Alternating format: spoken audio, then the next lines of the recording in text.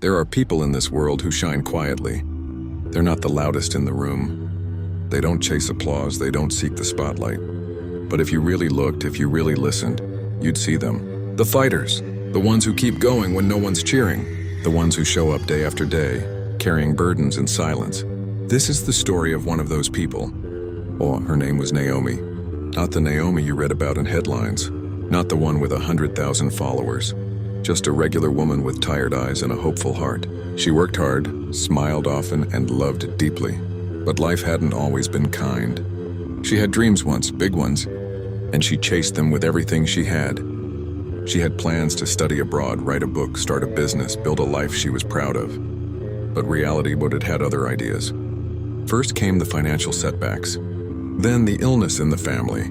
Then the breakup that shattered her. Then the job loss, the disappointment. The doors that didn't just close, they slammed. One by one, the pieces of her dream fell away like leaves in autumn.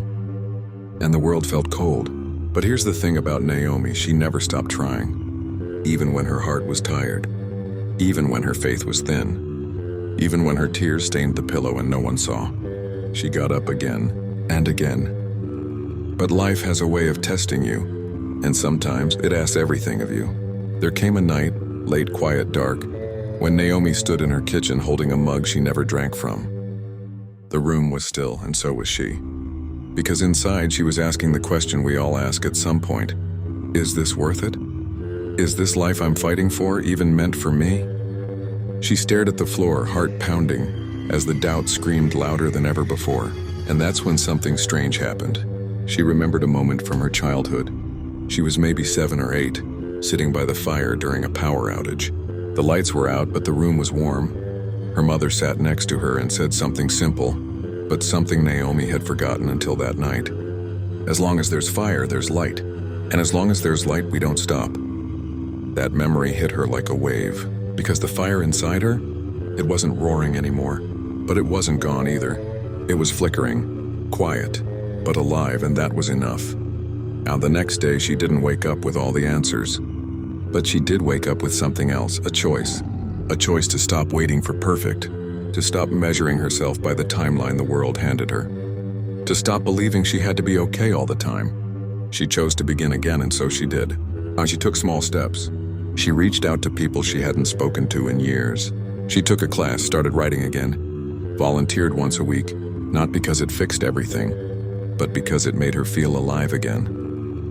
For the first time in a long time, she started to believe maybe her story wasn't over. She found joy in little things, the way the sun touched the kitchen window, the sound of rain on the roof, the giggle of a child at the market. She stopped running from her past and started making peace with it. She forgave people who never said sorry. She forgave herself. And with time, the flicker in her soul became a flame again. And here's what's beautiful about that kind of flame. It doesn't need attention. It doesn't need recognition. It simply burns, quietly, consistently, powerfully.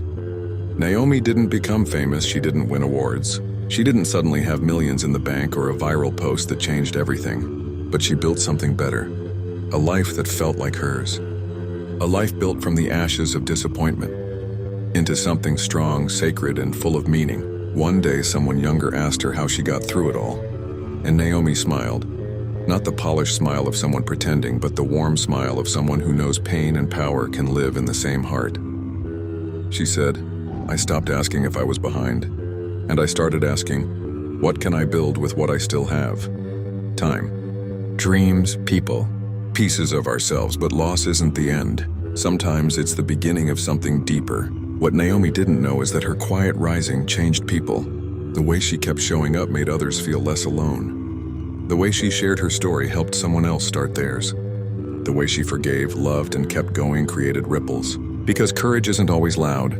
Sometimes it's a whisper that says, I'm still here. And if you're listening to this feeling tired, feeling lost, wondering if your story matters, yes, it does. Moral of the story: you don't need to be the loudest to be strong. You don't need to be seen by everyone to be valuable.